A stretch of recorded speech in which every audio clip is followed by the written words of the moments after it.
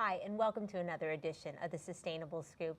I consider myself pretty learned on the sustainability and environmental scene in the region, but my guest today, he just blows my doors off.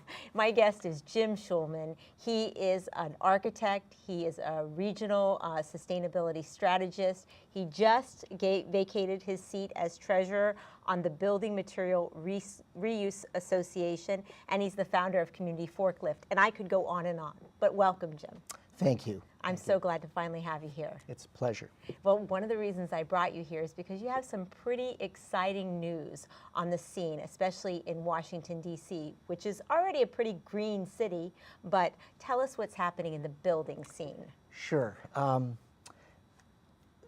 Most people don't really realize that 40 to 50% of building materials, of waste in a major city like Washington, D.C. comes from buildings. So how can that be? Well, that's mostly when buildings are being renovated or torn down. So, and it makes sense actually, buildings are heavy, so making up 40 to 50% of the waste stream makes perfect sense. But it's frustrating because it's been very hard to do something about that.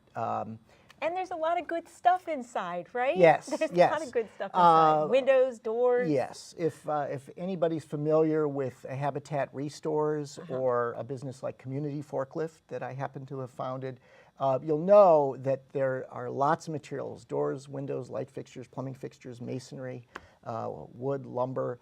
It goes on, that can be either reused in the form in which they were manufactured or can be repurposed for some other use.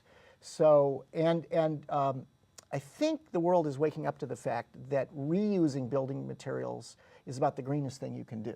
Well, but there are businesses, and as an entrepreneur, you've helped these businesses get off the ground, but a government to make a move in a direction to get people to reuse and recycle is challenging. Yeah. And when I say we, I'm referring to groups like the Building Materials Reuse Association, a national nonprofit, as well as in D.C., the Zero Waste Committee of the D.C. Sierra Club.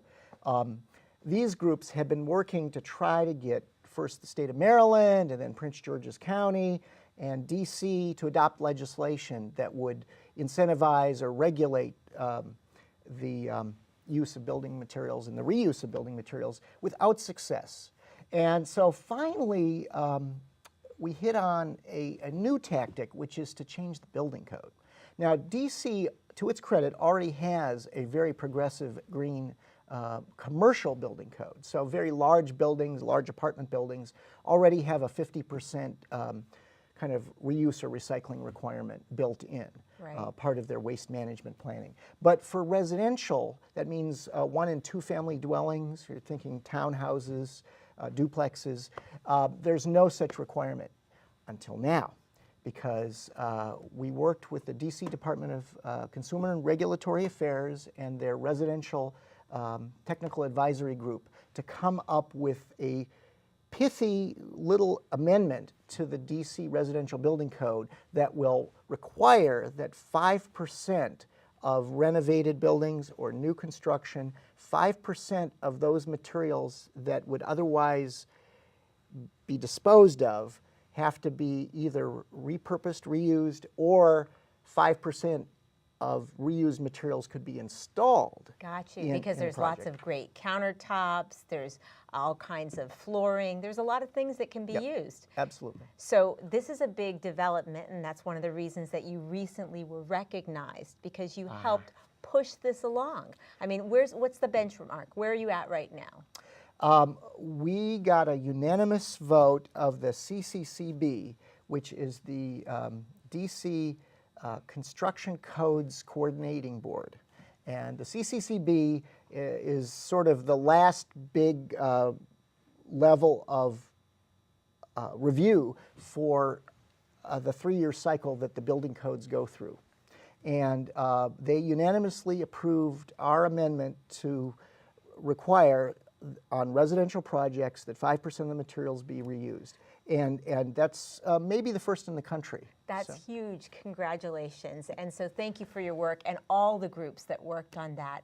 Now, before you go, I want to talk a little bit about your next project. You're the Executive Director for the Regional Alliance for It's ARC, the Alliance for Regional Cooperation. Regional Cooperation. And that's an incipient group, but we have a design team and we have an advisory board, and it's supported by a number of groups that came together to form it. The Think Local First DC, which represents about 600 or 700 businesses in the district.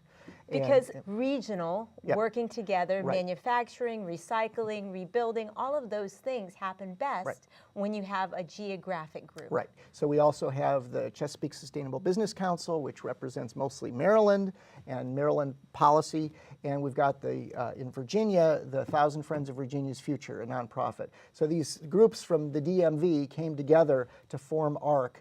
And our ambition is to help stoke the regional economy, to help get small independent businesses to work with each other to supply their basic needs, both front of house and back of house, so that we don't need to tap into the global economy. Well, I want to hear more about this as it moves forward. I want to hear what your group is thinking about styrofoam. But in the meantime, I want people to know how to get in touch with you. So how do they do that? The easiest way is by email, regionalarchitect@gmail.com. All right. Jim Schulman. Jim Schulman. Jim Schulman, keep up the good work, and I will too. Thank you. I'll see you at the next meeting. All right. All right. And I Tell want to it. thank all of you for watching the Sustainable Scoop. I'm Miriam Gennari. Back to the news desk.